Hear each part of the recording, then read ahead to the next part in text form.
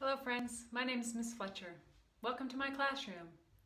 It's a place where everyone is an artist and it's impossible to make a mistake. Today we're going to be learning all about the watercolor markers that came in our art kits.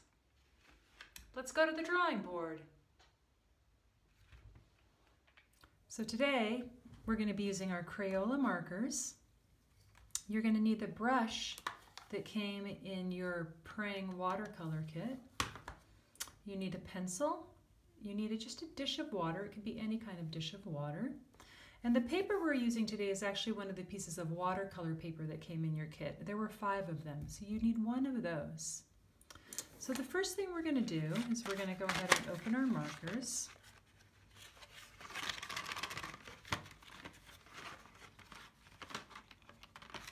I'm going to slide them open so we can see all the colors here.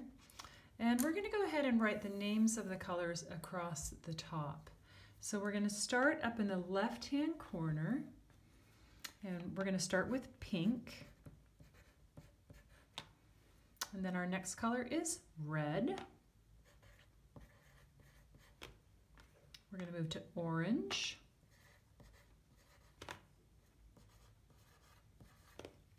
Yellow. Green, blue, and purple. We have our rainbow.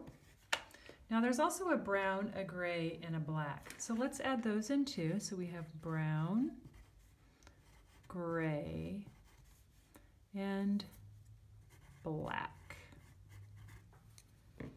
Okay, so we have all of our colors, and what we're going to do is we're going to take our first color, we'll take our pink, and know when the packs are brand new, the markers can actually be really hard to open, so you can pull on them sometimes, and some of them were even hard for me. So if you're struggling, have an adult help you, okay? And we're going to go under our pink, and we're just going to make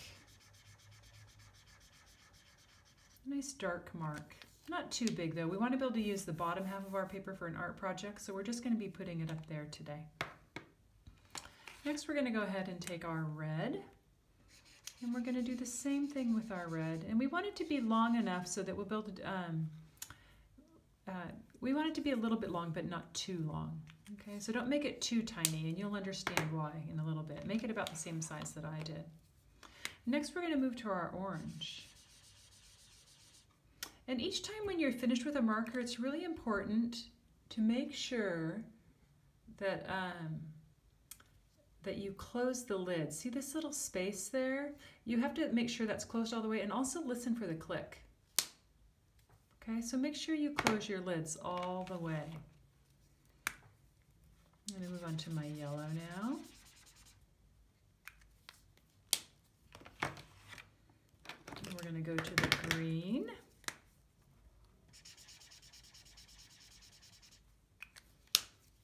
And I'm going to go all the way down, making sure I close my lid all the way each time. And you keep hearing that click. You want to hear that click.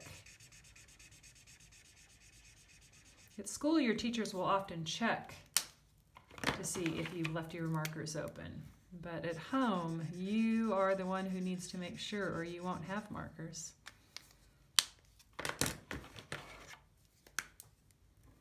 Almost there. One thing I do too, sometimes it's really hard to get the marker lid on, so I'll actually set it on the desk and I'll push with the pressure going onto the desk, and I find that to be really helpful sometimes. And my last color is black. Now at this point, I'm going to go ahead and I'm going to get my brush and I'm going to get my water. And often, if you've just got your brush out of your watercolor pack for the first time, it's going to have this plastic tip, and you can just take that off and recycle it. Now it's important when a brush is dry to never bend the tip. You want to immediately put it into the water and soften it. And what we're going to do now is we're actually going to take some water into the bottom half of our markers, and we're going to see what happens when they get activated with water. And between each one, we want to make sure we clean our brush out really well so we can see our colors clearly. So there's our pink and now our red. And then I clean my brush. I'm going to go into my orange. And you get to see that you can use markers just like paints. I clean my brush. I clean my brush. And I'm leaving the top half dry so that we can see the difference between what it looks like when it's just a regular marker and when it is painted. And that way you'll have a reference guide. You can keep this so that you know what the colors are going to look like beforehand. And once again, I make sure I clean my brush. If I don't, I would just take blue into that purple. So I'm really going to make sure that I'm good about that. And then I'm going to clean my brush. I've got just a couple of colors left. I clean my brush. I clean my brush and I get to my last one. And so this is what all of these colors look like when they're activated with water.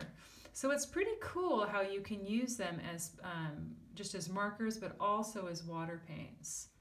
Now the next thing I'm going to do, I want us to be able to practice using the colors down here below. So we're actually just going to draw some really simple flowers. So I'm going to start with a circle. And I think I'm going to make kind of sunflower shaped flower for this one.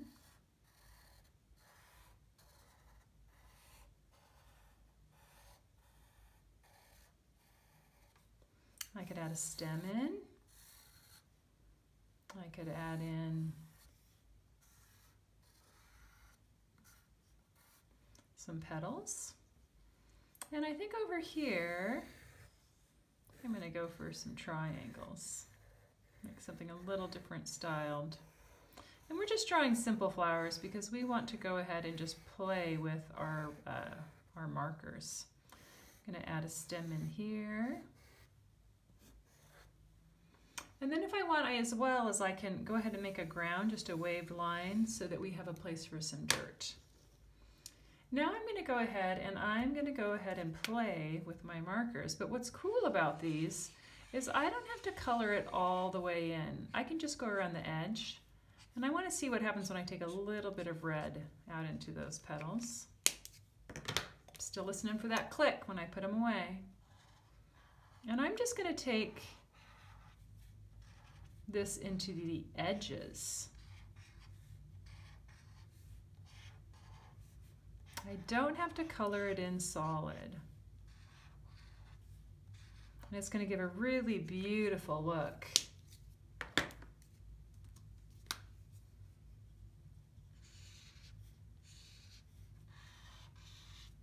And same thing with my stem. And let me show you what I mean.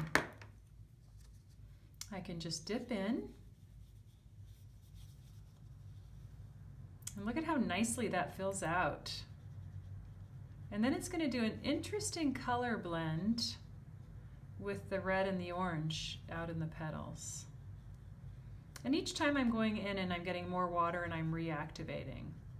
If you don't add water, you'll get very, very frustrated. If your colors aren't moving, it means you're not using enough water. So you just want to keep going all the way around. And then I can also do my stem. And see how nicely that color fills in? Now I touched my red a little bit there, so it came up into my stem a little bit. But that'll actually make it just kind of interesting. I could have waited for this to be completely dry if I didn't want that to happen. Now on my other one, I could go with a different color pattern if I wanted to. I think I'm going to go pink in the middle. And I think I'm going to try purple.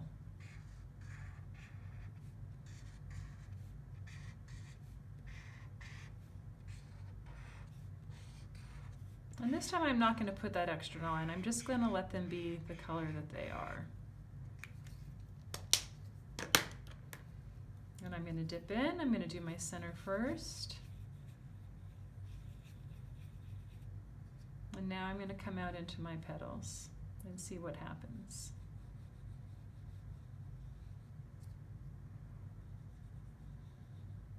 And you'll see how this is a little bit lighter than when I put orange in. And it kind of makes this really beautiful darker purple into a lighter purple. Oh, look at that. Oh, and I forgot to do my stem. Let me go ahead and add that in. Just add in a little. Lick my pen.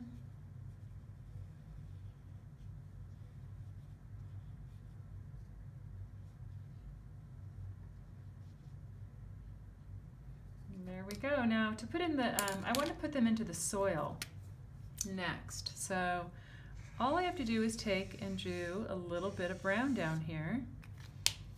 And then same thing, I could go into my water and I'm going to activate it. And I'm going to instantly have a beautiful place for these flowers to grow.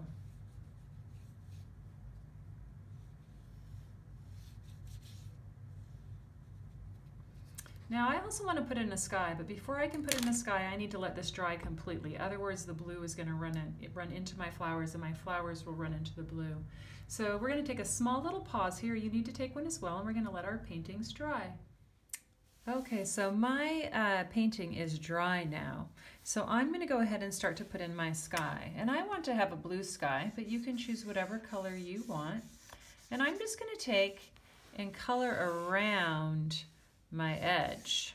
I don't have to color in close to my my flowers. I could just go in a little ways, and I'm going to put just a little bit between them as well and underneath them.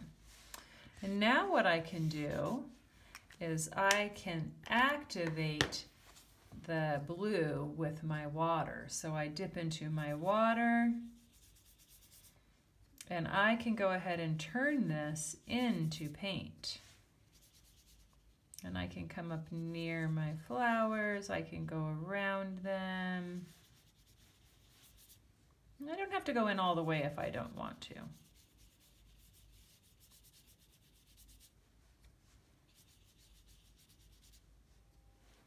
And I'm going to go all the way around.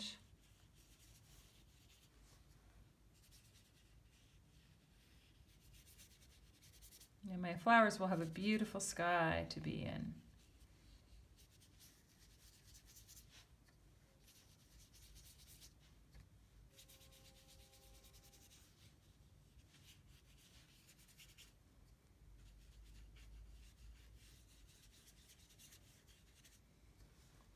And you'll notice that I keep dipping into my water.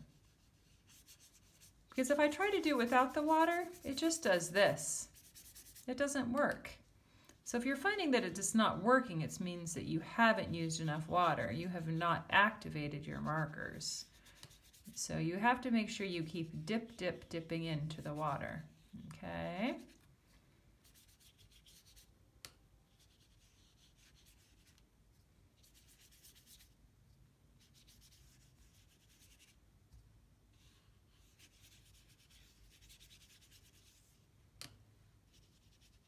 I've almost made it all the way around. Oh, I have a beautiful sky. Now when I'm all finished, I'm going to go ahead and clean my brush. I'm going to make sure I put all of my markers back into their house. So I'm going to, oh, and before I put them in the house though, oh, this is very important. I am going to check to make sure that they are closed tight. I will push it with my thumb and make sure they are all closed very, very tight. So I am pushing with my thumb and checking each of my markers before I put them into their house. Oh, all of mine have been closed very tight so far. I have done a good job. Excellent. And I can put this back into my art kit bag. I'm going to take my brush and put it back into my watercolor pan, into its house. And I'm going to take my pencil and put it back in with my art kit. And I'm going to make sure I take my water and put it into the sink and clean my dish. So there we have it. What beautiful flowers we made. I hope you enjoyed learning about the watercolor markers. I'll see you the next time. Bye-bye.